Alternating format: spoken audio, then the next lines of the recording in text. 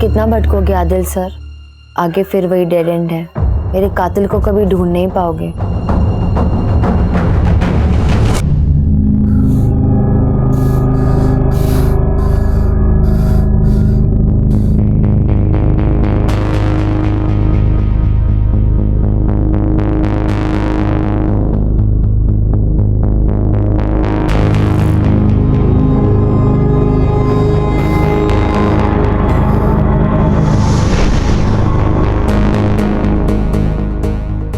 इस केस में मैंने जो देखा, वो मंजर, वो वहशीपन, उसे लफ्ज़ों में बयान नहीं किया जा सकता। हालांकि मैंने अपने करियर में कई केसेस देखे, लेकिन ये केस लगातार मेरे जहन के साथ खिलवाड़ कर रहा था, क्योंकि हर केस में वहशीपने की कोई ना कोई हद मुकर्रर होती है, लेकिन इस केस में वहशीपने की सारी हदें पार हो गई थी। इसने मुझे हिला कर रख दिया, अंदर से झकझोर दिया था, और मैं मुजरिम की रची हुई एक ऐसी भूल भुलैया में भटक रहा था जिसने मेरी रातों की नींद तक उड़ा दी थी।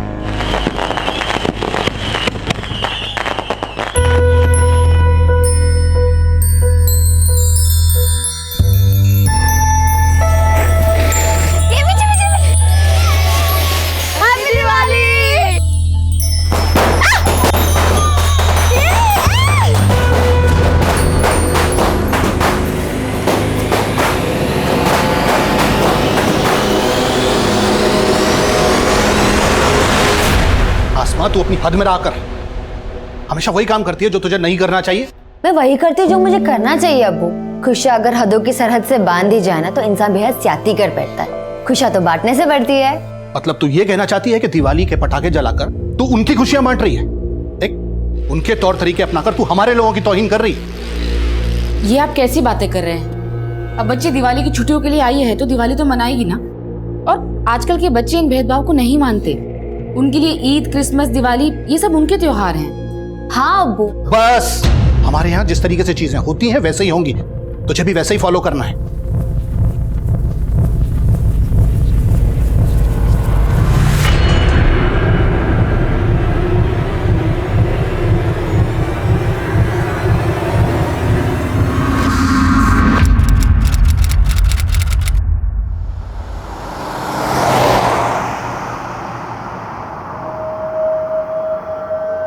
तुम्हारे अब्बू नहीं है यहाँ, फिर भी हिजाब पहना हुआ है और तुम तो खिलाफ थी इसके। आपको ऐसा क्यों लगता है आफाक भाईजान? मुझे इस तहजीब से कोई शिकायत नहीं है, पर शायद आप ये सोच रहे हैं मैंने ये उतार दिया तो अब्बू से मेरी चुगली करने का आपको मौका मिल जाएगा। क्यों? गलत सोच रहे हो तुम मेरे बारे में। मुझे तुम्हारी सोच पसंद है। मैं तो खुद कदम से कदम मिला के चलना चाहता हूँ तुम्हारे साथ। पर मेरे साथ कदम से कदम मिलाना आपके लिए आसान नहीं होगा। अच्छा, अगर ऐसा है तो आजमा के देख लो।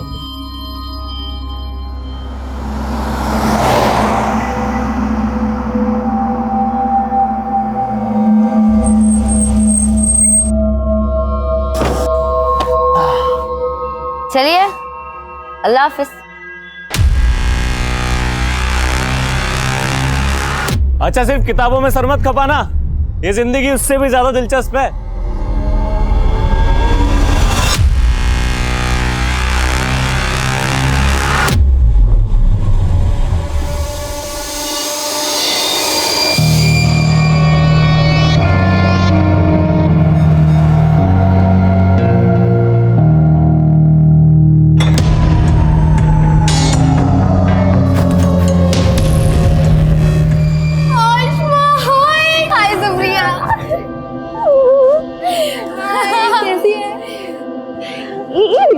अरे यार, हॉस्टल एकदम खाली खाली लग रहा है। हाँ यार, ज्यादातर लड़कियां आज आई नहीं। अच्छा, और बता, तेरी छुट्टियां कैसी रही?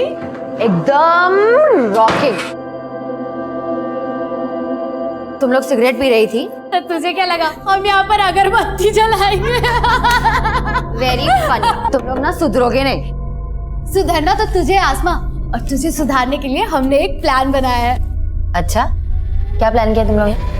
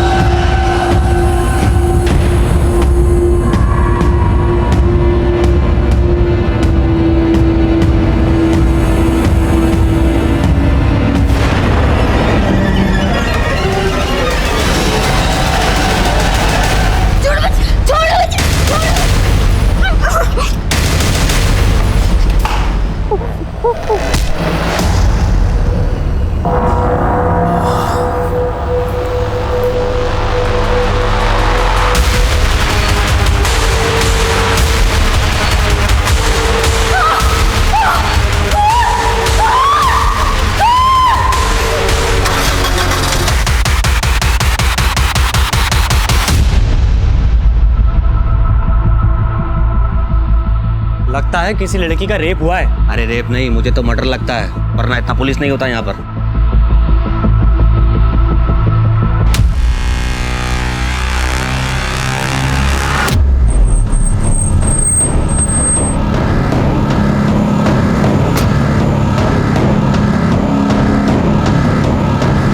जय हिंद सर, बहुत ब्रूटल मर्डर है सर।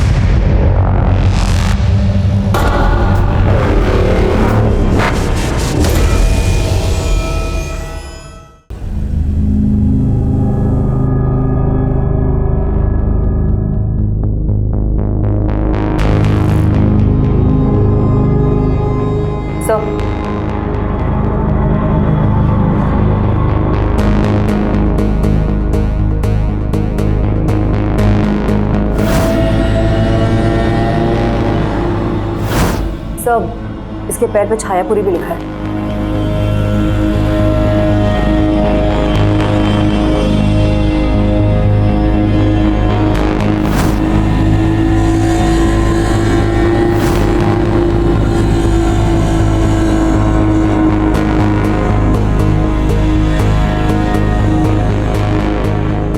सर इस रूम में आसमा के अलावा 2 लड़कियां और रहती हैं। एक सुप्रिया जो अभी हॉस्टल में है, और दूसरी लड़की दिवाली वेकेशन से अभी तक आई नहीं है वापस।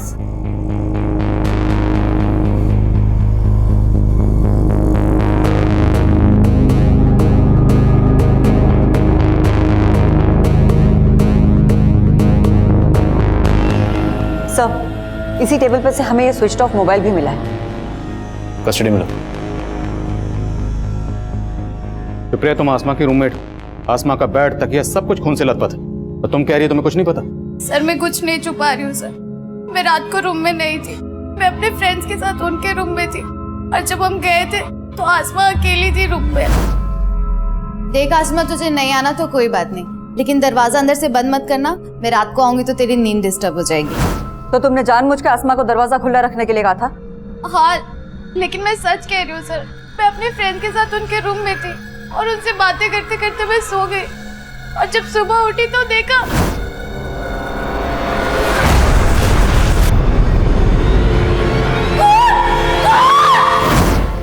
सर सुप्रिया बिल्कुल सही कह रही है, ये हमारे साथ ही थी पूरा टाइम। लेकिन यहाँ पे इतना सब कुछ हो गया। पहले आसमा पे हमला हुआ, फिर उसकी बॉडी को खींचकर बाथरूम तक ले जाया गया, और तुम लोग कह रहे हो कि तुमने कोई आवाज ही नहीं सुनी। रूम में पंखे की आवाज इतनी तेज थी, हमें सच में नहीं पता चला कि आसमा के साथ इतना सब कुछ हो गया।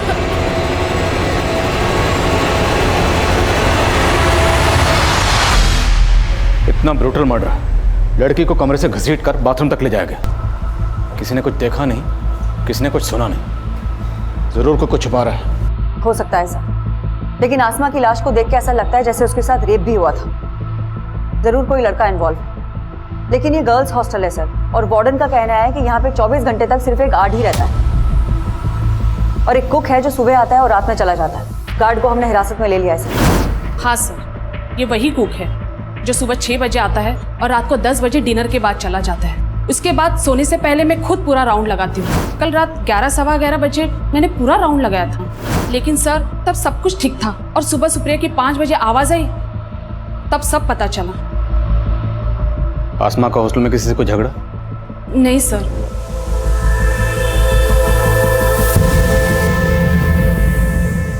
कल शाम तक हॉस्टल में कोई भी लड़की नहीं थी सर, तो ये भी हो सकता है कि कोई पहले से ही हॉस्टल में जाके छुप गया हो, और जब कल लड़कियों ने ज्वाइन किया तो ये कांड करके भाग गया। पॉसिबल है। हम ये अज्यूम कर रहे हैं कि आसमा का पहले रेप हुआ फिर कत्ल हुआ। अब सच क्या है ये पोस्टमार्टम रिपोर्ट बताएगी। हॉस्टल का कोना कोना स्कैन करो और सबकी हैंडराइटिंग के सैंपल्स लो।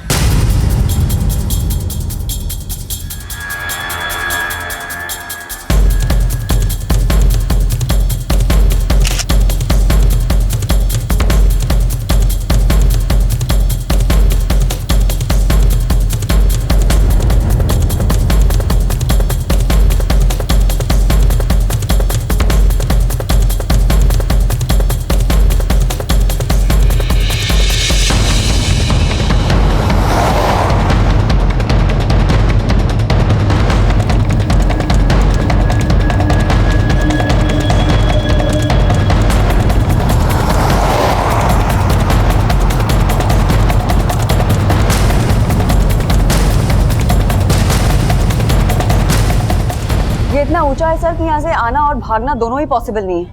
देखो, अगर कोई सीढ़ियों से आया तो पक्का मेन गेट से एंट्री मारी होगी, मतलब गार्ड झूठ बोल रहा है। और अगर कोई यहाँ से आया तो फिर ये किसी पेशेवर मुजरिम का काम। सर यहाँ कहीं सीसीटीवी भी नहीं है, तो दोनों ही पॉसिबिलिटीज हैं। हॉस्टल के आसपास सबसे पता करो, जहाँ भी सीसीटीवी मिले उसे खंगालो, और हॉस्टल में जितने भी लोगों का आना जाना था एक एक की डिटेल निकालो।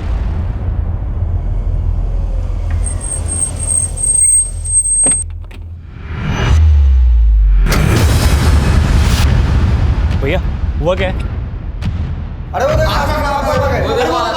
मैडम, आपकी बेटी का रेप करके मर्डर कर दिया गया है, इस बारे में आप क्या कहेंगे? क्या बकवास कर रहे हैं आप? ये बात सही है तुम्हारा? नहीं नहीं नहीं नहीं, कुछ नहीं हुआ।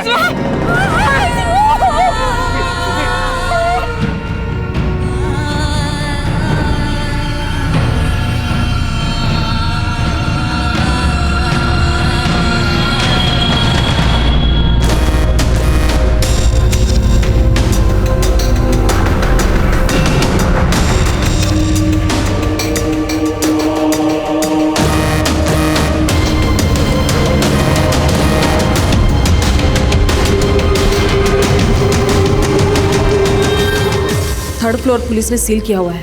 फिलहाल बाकी के रूम में तुम लोग आपस में एडजस्ट कर लो।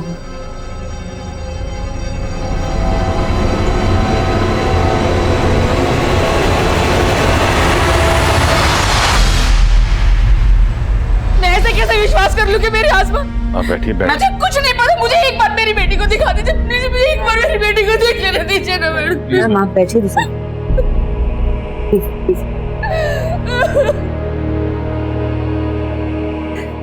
Ma'am college.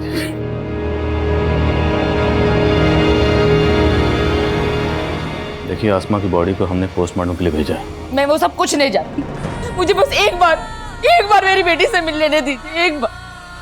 देखिए, मैं समझ सकता हूँ एक माँ के नाते ये वक्त आपके लिए आसान नहीं है, पर मैं आपको बताना चाहता हूँ कि आसमा की बॉडी की जो हालत है वो देखना आपके लिए और भी मुश्किल होगा। आपके कह देने से मैं मान लूं कि मेरी बच्ची, अरे कल ही तो उसे हंसता खिलता देखा था। अम्मी, इतनी मुश्किल से पैक किया था, अपने ऑफिस खोल दिया। अरे ये देख, घर के बने लड्डू हैं, तूने रखना ही भूल गई थी। अब्बू, आप इतने चुप चुप क्यों है? लगता अभी भी मुझसे नाराज है। बेटा, ख्यालात तो तेरी अम्मी से भी नहीं मिलते हमारे, फिर भी निभा लिया ना। तू तो बच्ची है हमारी। वाह फूफा, अस्सलाम वालेकुम फूफी। आज ये आसमा झुक गया या जमीन पे रह के आप भी आसमा छू बैठे? अफाक भाईजान, अफा की तरह जलना तो आपकी फितरत है ना? जब देखो अब्बू और मेरे बीच में आग लगाते रहते हैं। तो कल रात को उसे हॉस्टल ड्रॉप करके आया था, और आज सुबह। देखिए, जिस तरह से आसमा को मारा गया काफी दिल दहलाने वाला है। ये जरूर किसी ऐसे शख्स का काम है जिसकी आसमा से गहरी रंजिश रही होगी। तो क्या आसमा ने कभी आप लोगों से इसके खिलाफ कुछ कहा था? नहीं सर, उसने कभी कुछ ऐसा नहीं बताया।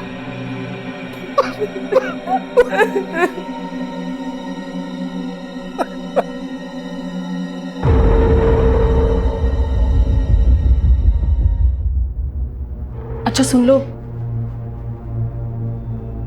आई होप तुम समझ गई हो कि मैं क्या कहना चाहती हूँ। Yes ma'am. डोंट वरी, मैं तुम्हारे साथ हूँ, मैं सब संभालूंगी। अच्छा अब तुम जाओ।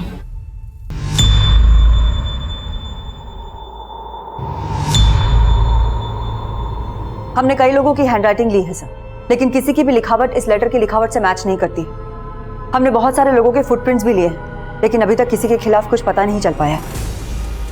क्राइम सीन पर ये लेटर मिला और आसमा के बदन पर छायापुरी लिखा हुआ था।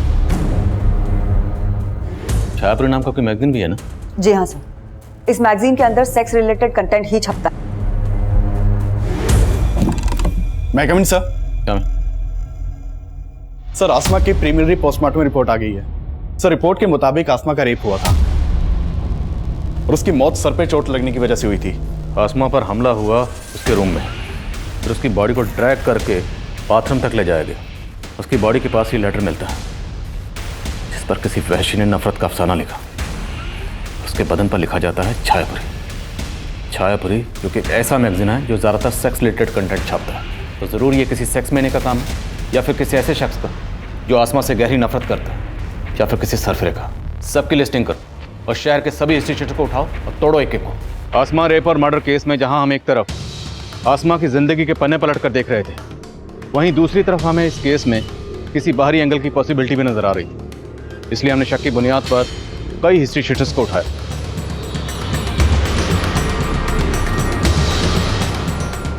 सबके डीएनए सैंपल्स, हैंडराइटिंग और फुटप्रिंट्स लिए गए। हमने हर वो मुमकिन कोशिश की जिससे हम जल्द से जल्द मुजरिम तक पहुंच सकें। हॉस्टल का गार्ड भी हमारा स्ट्रॉन्ग सस्पेक्ट है। उससे सच उगलवाने के लिए हमने कई तरीके अपनाए। मैडम मैंने कुछ नहीं किया। अब तू नहीं बचेगा। तेरा डीएनए टेस्ट लेंगे और 2 मिनट में पता चल जाएगा कि आसमा का मर्डर और रेप तूने ही किया। मैडम मैं आपको सब कुछ बताना चाहता था, लेकिन वार्डन मैडम ने रिक्वेस्ट की थी कि मैं रमन भाई के बारे में आपको कुछ भी ना बताऊं। रमन कौन है? वार्डन मैडम का छोटा भाई। उनका अक्सर हॉस्टल में आना जाना और वो कल रात भी आए थे। उनका हॉस्टल में दीप्ति नाम की एक लड़की से अफेयर है। रहता कहाँ है वो? मैं तो सिर्फ दीप्ति से मिलने गया था सर। सर आसमा को तो मैं जानता ही नहीं हूँ। मैं कसम से बोल रहा हूँ, सच मैंने कुछ नहीं किया सर। अगर तुम्हारे भाई रमन ने कुछ नहीं किया तो गार्ड को उसका नाम लेने से मना क्यों किया? मैं डर गई थी मैडम। मैं अपने भाई के हरकतों से परेशान थी, लेकिन मेरा यकीन कीजिए उसने कुछ नहीं किया। आप चाहो तो वो दीप्ति से पूछिए, उसने कुछ नहीं किया। सर मेरा कोई अफेयर नहीं है रमन के साथ। वो मुझे परेशान कर रहा था सर। पहले उसने मुझे प्रपोज किया, मैंने मना किया तो वो मेरे पीछे ही पड़ गया सर। पिछले काफी दिनों से सर वो मुझे हरास कर रहा है।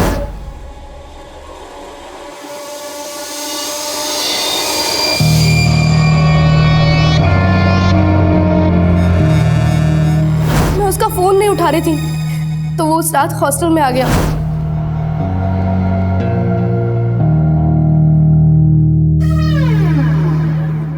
रमन मैंने तुम्हें पहले भी कहा है मेरा पीछा छोड़ दो। ऐसे छोड़ दूं? प्यार करता हूँ ना मैं तुमसे। रमन तुम यहाँ से जाते हो या मैं चिल्लाऊं?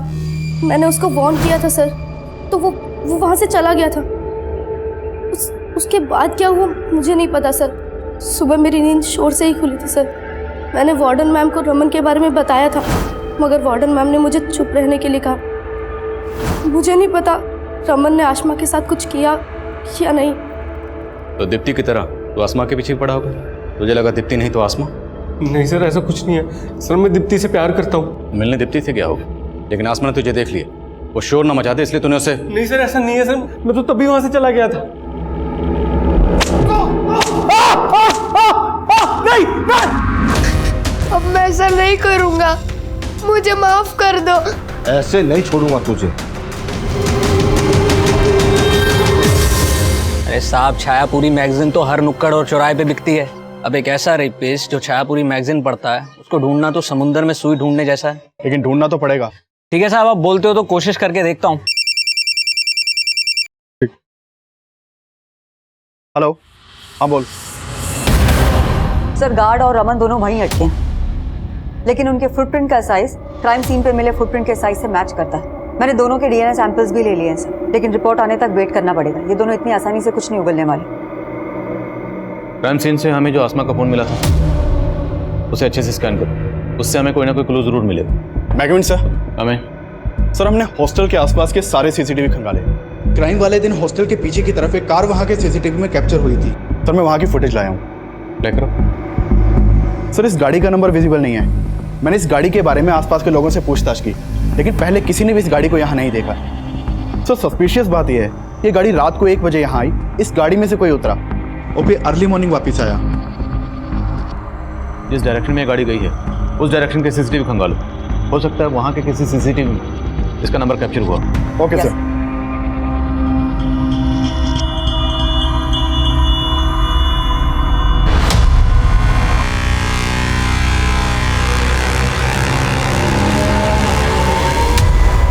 अनुराग इधर आना। Yes ma'am. ये आसमा के फोन पे आफाक नाम के लड़के के 5 मिस कॉल है। मैम आफाक तो आसमा का कजन है जो आसमा के पेरेंट्स के साथ आया था। अफाक ने आसमा को 5 बार कॉल किया, लेकिन आसमा ने एक भी बार रिसीव नहीं किया। लेकिन बाद में आसमा की अपनी मदर से बात हुई है। ये चक्कर क्या? आसमा के पेरेंट्स से दोबारा मिलना पड़ेगा। ये वही गर्ल्स हॉस्टल है जहां आसमा का इतना ब्रूटल रेप और मर्डर हुआ, पर पुलिस अभी तक इस केस में नाकाम नजर आ रही है। अब अफसोस करने का क्या फायदा? वक्त रहते अगर आसमा के पर काट दिए होते तो यह दिन नहीं देखना पड़ता। चारों तरफ इज्जत का कचरा हो रहा है। आपको अपनी इज्जत की पड़ी है, अपनी बच्ची का कोई दुख नहीं? दुख है मुझे, इसीलिए कोस रहा हूं तुझे। एक नहीं सुनती थी मेरी। पता नहीं वहां किस लड़के के साथ चक्कर चल रहा था उसका वहां। उसके साथ इतना कुछ हुआ और आप उसको ही...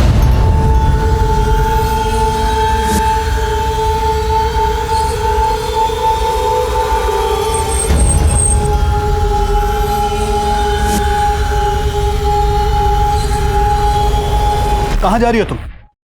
मुझे अपनी बेटी को इंसाफ दिलाना है और आपको ये साबित करना है कि मेरी बेटी गलत नहीं थी। गलत वो था जिसने मेरी बेटी के साथ...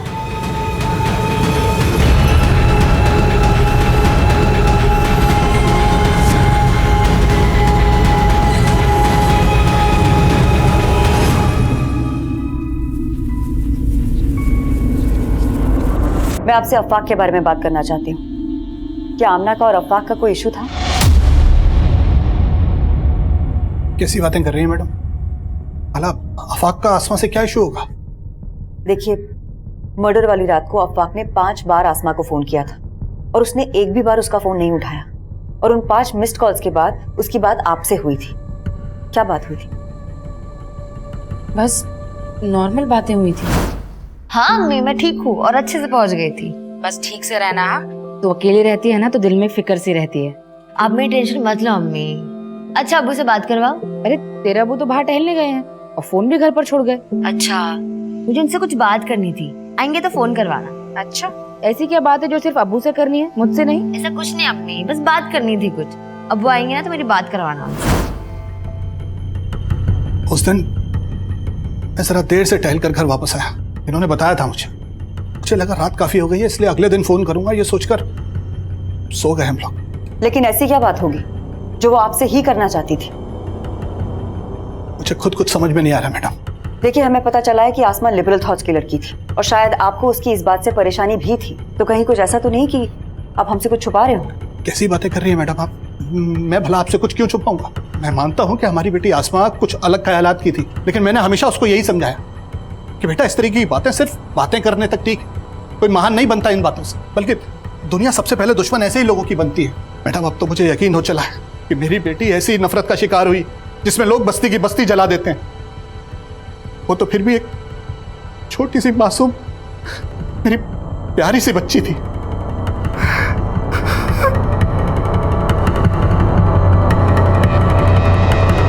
ठीक है, मैं आता हूं।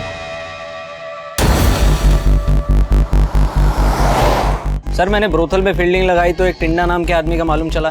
कौन टिंडा? ये आदमी है साहब। ब्रोथल में काफी आना जाना है इसका। काफी वहशी है ये आदमी। वो टिंडा है ना, दिमाग से एकदम सटका हुआ है। जो भी उसके साथ जाती है ना, उसका हालत खराब कर देता है। एक नंबर का जानवर है, जानवर। आप एक बार देख लो, हो सकता है ये वही सनकी आदमी हो जिसे आप ढूंढ रहे हैं। आसमा के पेरेंट्स से अफाक के बारे में बात की? सर, वो अफवाक पे कोई शक नहीं जता रहे और अफवाक से मैं खुद मिली थी ये जानने के लिए कि उसने उस रात आसमा को इतने सारे कॉल्स किए क्यों थे। मैम, मैं उसे हॉस्टल छोड़ के घर आया तो ऐसे ही कॉल किया था, ये जानने के लिए कि सब खैरियत है कि नहीं। लेकिन उसके साथ कुछ ठीक हुआ नहीं और उसने तुम्हारे कॉल्स भी रिसीव नहीं किए। क्यों? पता नहीं मैम, मुझे लगा सो गई होगी। लेकिन तुम्हारे मिस्ड कॉल्स के बाद उसने अपनी अम्मी से भी बात करी, लेकिन तुम्हें कॉल बैक नहीं किया। कोई ना कोई वजह तो होगी ना, कहीं को छुपा तो नहीं रहा तुम हमसे? नहीं मैम, मैं कुछ नहीं छुपा रहा। फिर भी इस अफाक के बारे में सब कुछ पता करो। हो सकता है कुछ छुपा रहा हो, और ये भी पता करो कि मर्डर की रात ये कहाँ था। Okay sir. मैं कमिंग सर। सर, हमारे खबरियों से इस तेजस और टिंडा नाम के आदमी की इंफॉर्मेशन मिली है। सर, इसके बारे में जो भी पता चला उस हिसाब से शक किसी के ऊपर जाता है। सर, मैंने चेक किया, मर्डर वाली रात इसका फोन हॉस्टल वाले एरिया में ही एक्टिव था। उठाओ इसे। Yes sir.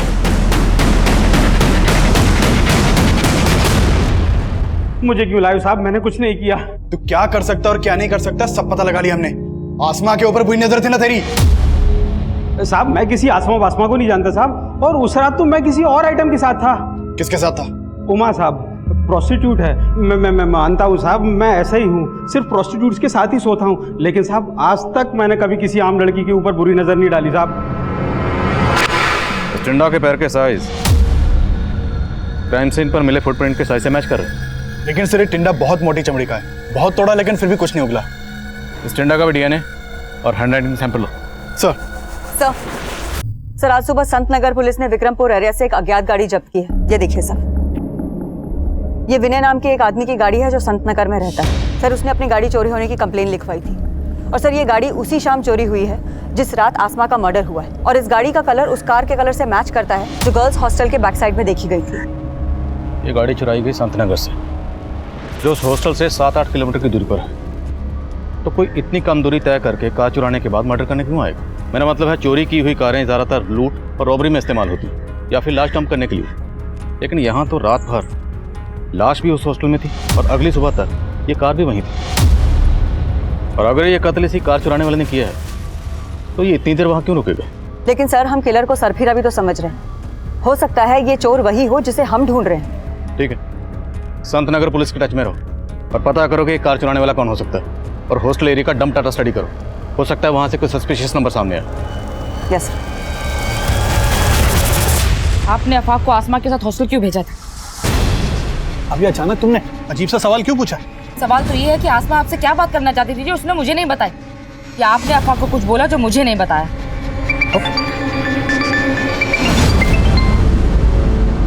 हेलो, पुलिस आपको गुमराह कर रही है। क्या? वो आसमा के कातिल को जानती है लेकिन उसको बचा रही है। किसको बचा रही? और आप कौन बोल रहे हैं? मैं जो कोई भी हूँ आपका शुभचिंतक हूँ। आसमा का रेप और मर्डर शांतनु ने किया है। शांतनु? कौन शांतनु?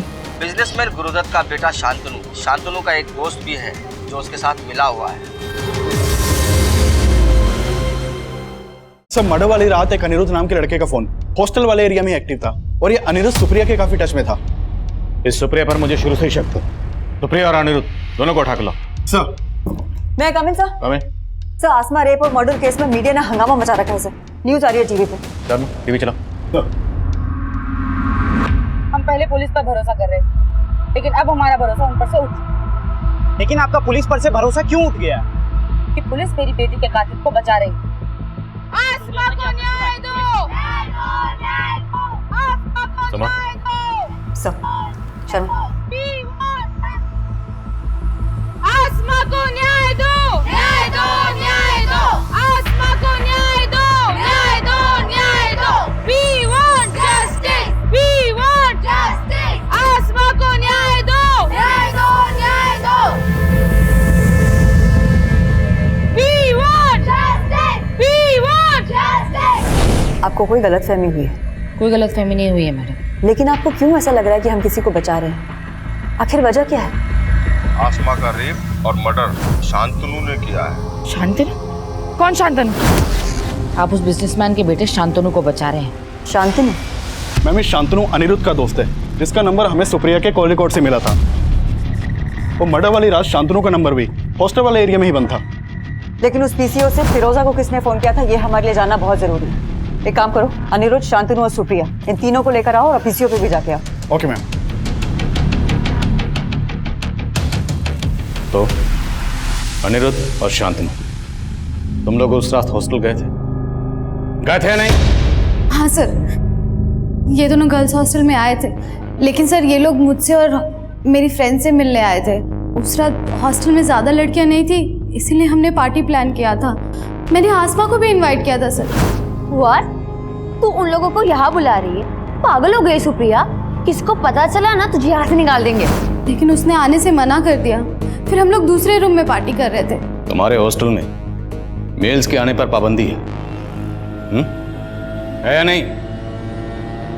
तो तुम लोग हॉस्टल में कैसे घुसे, वो भी इतनी रात को?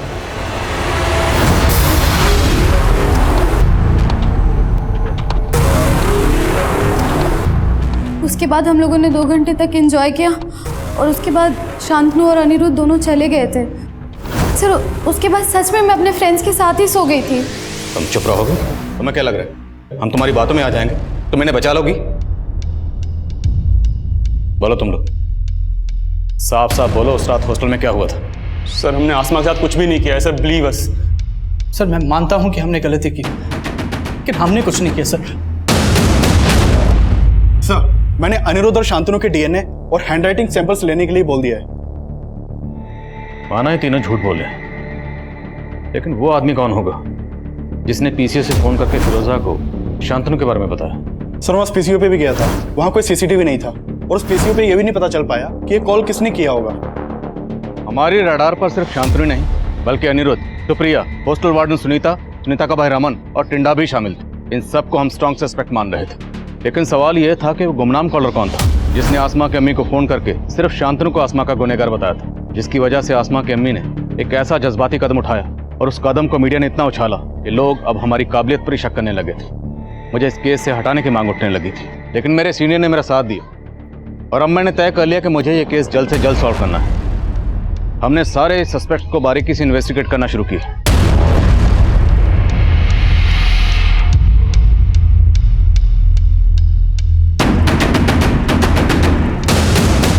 अफवाक के बारे में कुछ बातें मालूम चली हैं सर। आसमा के अब्बू अफवाक से आसमा की शादी कराना चाहते थे, लेकिन आसमा को अफवाक बिल्कुल पसंद नहीं था और इसी सिलसिले में मैं उसकी अम्मी और अब्बू से भी मिली थी। आसमा पहले भी अपने अब्बू को मना कर चुकी थी कि वो अफाक से शादी नहीं करना चाहती, लेकिन फिर भी इन्होंने जानबूझ के अफाक को आसमा के साथ हॉस्टल भेजा। नहीं मैडम, ऐसा कुछ भी नहीं है। मैं बस ये चाहता था कि अफाक और आसमा एक दूसरे को जान लें, समझ लें। और मैं गारंटी से कह सकता हूँ मैडम, अफाक ने आसमा के साथ कुछ भी गलत नहीं किया होगा। आसमा की फैमिली काफी कंजर्वेटिव है सर और आसमा आजाद ख्यालों की लड़की थी। आसमा की अम्मी ने हमें यह भी बताया कि आसमा को लगता था कि अफाक भी उसके पेरेंट्स की तरह कंजर्वेटिव ही होगा और उसने अपने पेरेंट्स के सामने अफाक को साफ साफ मना भी कर दिया था। अफाक को मैंने हमेशा भाई की नज़र से देखा है, लेकिन अब आप कह रहे कि मैं शादी कर लूं? मैं अफाक से शादी नहीं करना चाहती। अगर कोई और पसंद है तो वो भी बता दे। अगर कोई और पसंद होता तो मैं बता देती, लेकिन मैं आपसे शादी नहीं करूंगी। फिर भी इस अफवाह को थाने में बुलाकर अच्छे से पूछताछ करो। राइट। मैं मानता हूँ आसमा मुझसे निकाह नहीं करना चाहती थी, लेकिन उस दिन मैं उसके अब्बू की मर्जी से उसके साथ गया था। मैंने उसे उसके फैसले के बारे में दोबारा सोचने के लिए बोला। मुझे तुम्हारी सोच पसंद है, मैं तो खुद कदम से कदम मिला के चलना चाहता हूँ तुम्हारे साथ। पर मेरे साथ कदम से कदम मिलाना आपके लिए आसान नहीं होगा। बहुत गुरूर था उसे खुद पे, साफ साफ मना कर दिया। और उसका गुरूर तोड़ने के लिए तूने उसे खत्म कर दिया। नहीं मैम, मैंने ऐसा कुछ नहीं किया। फोन तो करता था ना तू उसे, उसने तेरे फोन नहीं उठाए तो तूने वापस हॉस्टल पहुंचकर उसको खत्म कर दिया। मैंने ऐसा कुछ नहीं किया। मैं तो उससे प्यार करता था, मैं क्यों करूंगा ऐसा? मैम लेके जाओ इसको, इसका हैंडराइटिंग और डीएनए सैंपल ले लेना। मैम मेरी बात, मैंने कुछ नहीं किया। मैं कम इन सर। कम इन। सर आसमा के मदर को जिस पीसीओ से कॉल किया गया था वो मैंने उस एरिया के सीसीटीवी स्कैन किए, उसमें एक सस्पिशियस आदमी कैप्चर हुआ है। उठाओ इसे। सर सर मैंने कुछ नहीं किया, मैं अपने बेटे चिंटू को बचा रहा था सर। चिंटू ने ऐसा क्या किया? दरअसल चिंटू दुकान का सामान लेने हॉस्टल जाता था सर। वो बच्चा था इसलिए गार्ड भी उसे अंदर जाने देता था, लेकिन बचपने में वो आसमा को पसंद करने लग गया था। मेरे ही मोबाइल से उसने आसमा के कुछ वीडियो रिकॉर्ड कर लिए थे। अब मैं ऐसा नहीं करूंगा, मुझे माफ कर दो। ऐसे छोड़ने वाला नहीं तुझे, 1 घंटे तक ऐसे ही खड़ा रहना। Video recording? कैसे वीडियो? नॉर्मल सा वीडियो सर, जो मैंने अब डिलीट कर दिए हैं। मुझे ऐसा लगता था कि कहीं आप उसकी वजह से मेरे बेटे तक न पहुंच जाए, इसीलिए मैंने पीसीओ से झूठा कॉल किया था। आसमा का रेप और मर्डर शांतनु ने किया है सर। मुझे मालूम था कि शांतनु और उसका दोस्त हॉस्टल में जाते थे। मुझे शुरू से लग रहा था कि ये काम उन दोनों लड़कों ने किया है, इसीलिए सर मैंने ये सब वो किया। आसमा रेप और मर्डर केस में अब एक नाबालिग बच्चे चिंटू की कुछ ऐसी हरकतें सामने आई जिसने इस केस को एक नया मोड़ दे दिया। लेकिन चिंटू के फादर ने जो शातिरपना किया था उसे भी हमारी सस्पेक्ट लिस्ट में जोड़ रहा था। हमने उसका डीएनए, हैंडराइटिंग सैंपल्स और फुटप्रिंट्स ली और आसमा के कजन अफाक के भी हम डीएनए रिपोर्ट का इंतजार कर रहे थे, लेकिन इसके अलावा हमारे हाथ कोई पुख्ता सबूत नहीं लग रहा था। मैं एक अजीब सी गफलत में था, अक्सर यही सोचता रहता कि क्या हम सही डायरेक्शन में थे। ये केस मुझे लगातार झकझोर रहा। क्राइम सीन के मंजर, मुझे रात भर सोने नहीं देते थे। ऊपर से मीडिया का प्रेशर इतना ज्यादा था कि मेरे सीनियर्स ने इस केस को सॉल्व करने के लिए मेरे लिए एक डेडलाइन मुकर्रर कर दी। मैं अक्सर ये सोचकर परेशान हो जाता कि अगर मैं इस केस को सॉल्व ना कर पाया तो क्या उस मासूम बच्ची आसमा को कभी इंसाफ मिल पाएगा? मैं कम इन सर? सर, मैं उस कार चोर के बारे में पता कर रही थी तो पता चला है कि पूरे डिस्ट्रिक्ट में पिछले 25 दिनों में 20 गाड़ियां चोरी हुई हैं और इनमें से ज्यादातर गाड़ियां कुछ दिनों के गैप के बाद कहीं भी खड़ी मिल गई। 25 दिनों में 20 गाड़ियां? जी सर। मतलब तकरीबन हर रोज एक गाड़ी चोरी हो रही थी? Yes sir. जिन एरिया से ये कार्स चोरी हुई है वहां कहीं कहीं चोर सीसीटीवी फुटेज में कैप्चर हुआ है, लेकिन चेहरा कहीं भी क्लियर नहीं है। ये देखिए सर, यहाँ कहीं भी इसका चेहरा क्लियर नहीं है, लेकिन सर इसकी चाल में एक लचक है जो हर फुटेज में एक जैसी है। और सर हॉस्टल के बैक साइड के सीसीटीवी फुटेज में भी उस आदमी की चाल में ऐसी ही लचक दिख रही थी। और सर हो सकता है कि हॉस्टल के बैक साइड में जो कार देखी गई थी वो भी इसी ने चुराई हो और आसमा के मर्डर और रेप में भी इसी का हाथ हो। लेकिन सर ये दुबला पतला आदमी जो सही से चल नहीं सकता, सर ये कैसे हिम्मत करके हॉस्टल के अंदर घुसा होगा और उसने आसमा का रेप और मर्डर किया होगा? हो सकता है ये वो ना हो जिसकी तलाश हमें, लेकिन फिर भी कंफर्म करना जरूरी है कि उस रात ये गाड़ी यही वहां लेकर आया था। हॉस्टल के आसपास सब जगह पता करो, क्या उस रात कोई ऐसा आदमी देखा गया था जो इसकी तरह लगना कर चल रहा था? सर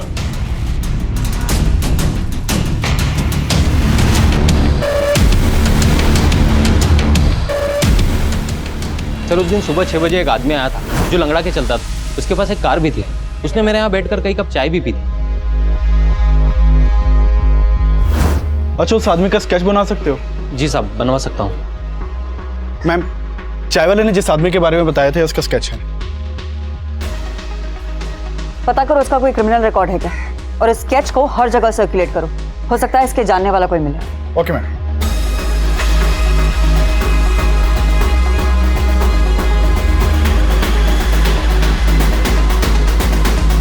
सर जानता हूँ इसको, ये सखाराम है।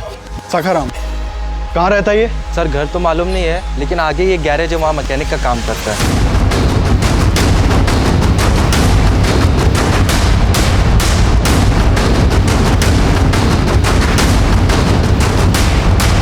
सखाराम,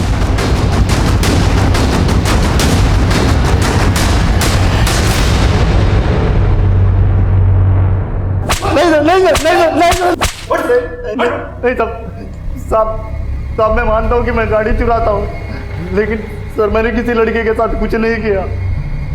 तुमने जो कार चुराई थी ना वो उसी हॉस्टल के पास खड़ी हुई मिली है। सर वो तो मैं कहीं भी खड़ी कर देता था। सर दरअसल मेरे घर में एसी नहीं है और मुझे गर्मी बर्दाश्त नहीं होती है सर मैं गाड़ी चुराता हूँ और कहीं ले जाके उसका एसी ऑन करके सो जाता हूँ और अगले दिन कहीं भी गाड़ी छोड़ देता हूँ सर। इसकी गर्मी दूर करो, खिलाओ इसको ठंडी ठंडी हवा। नहीं। इसका भी डीएनए और हैंडराइटिंग सैंपल्स लो। सर अब पुलिस ने आसमा रेप और मर्डर केस में एक ऐसे आदमी को गिरफ्तार किया है जो ठीक से चल भी नहीं सकता और पुलिस सोच रही है ऐसा आदमी हॉस्टल की तीसरी मंजिल की खिड़की तक चढ़ा और आसमा के साथ रेप और मर्डर किया। क्या पुलिस ऐसे आदमी को अंदर करके वाकई किसी को बचाने की कोशिश तो नहीं कर रही? मैं कम इन सर? सर सखाराम भी कुछ नहीं उगल रहा है और शांतनु और अनिरुद्ध का डीएनए आसमा की बॉडी पे मिले डीएनए से मैच नहीं करता। और चिंटू के फादर का डीएनए? सर उसकी डीएनए की रिपोर्ट आने वाली है। मैं कम इन सर? मैंने सखाराम के बारे में पता किया सर।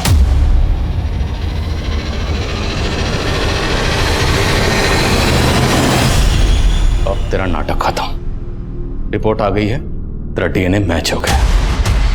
अब अगर एक भी झूठ बोला ना तो तेरी हड्डी पसली कर दूंगा। सर मैं अपनी बीवी से तंग आ गया था, इसलिए मुझे हर औरत से नफरत हो गई थी। फिर एक दिन मुझे वो लड़की दिखी, वो मुझे पसंद आ गई थी सर। उसके बाद मैं उसके पीछे पीछे हॉस्टल गया। मालूम चला कि हॉस्टल बंद है और सारी लड़कियां छुट्टी पर गई। जब छुट्टियां खत्म हुई तो उसके बाद मैं उस रात वहाँ पहुँचा।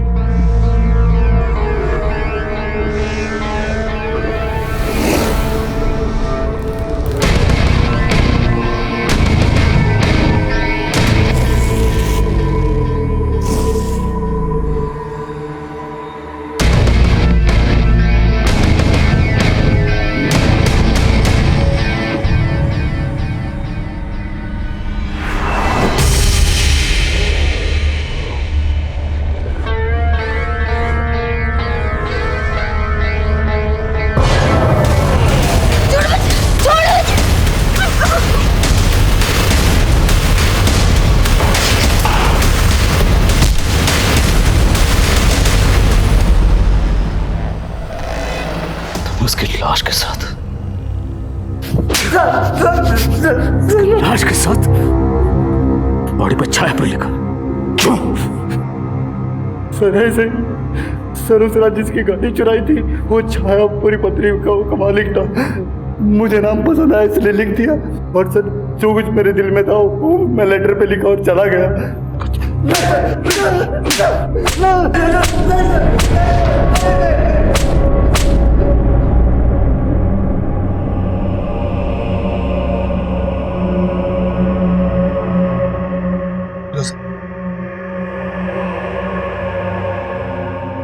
अब बोल रहे थे ना कि मेरी बेटी का वहां किसी लड़के के साथ चक्कर, देख लिया ना क्या सच सामने आया।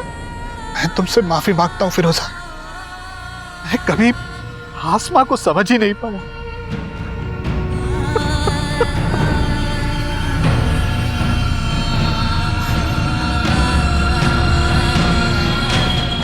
आसमा रेप और मर्डर केस का main accused Sakharam physically disabled था, इसलिए मीडिया उसकी इस कमजोरी का वास्ता देकर उसके बचाव की बातें कर रही थी। लेकिन जब सच्चाई सामने आई उसने सबको हैरान करके रख दिया। सखाराम ने ना सिर्फ आसमा का कत्ल किया बल्कि वो घायल आसमा को 100 मीटर तक घसीट कर ले गया, उसके साथ दरिंदगी करता रहा। लेकिन हॉस्टल में मौजूद किसी ने कोई आवाज़ नहीं सुनी, किसी ने कुछ नहीं देखा, कुछ नहीं सुना। जबकि उस रात हॉस्टल में सखाराम के अलावा वार्डन सुनीता का भाई रमन और सुप्रिया के दोस्त अनिरुद्ध और शांतनु भी मौजूद थे, जो गलत तरीके से हॉस्टल में दाखिल हुए थे, जिससे साबित होता है कि आसमा एक ऐसे प्रमाइसिस में रह रही थी जहाँ पर सिक्योरिटी ताक पर थी।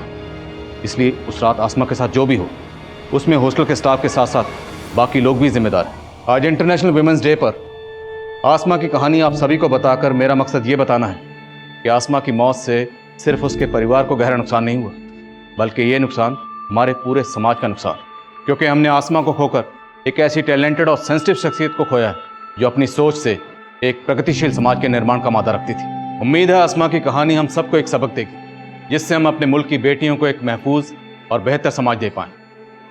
अब मैं आदिल खान आपसे इजाज़त लेता हूं। आपसे फिर मुलाकात होगी एक और नए केस के साथ। तब तक देखते रहिए क्राइम पेट्रोल 10 तक। मकसद बताना नहीं, बचाना है।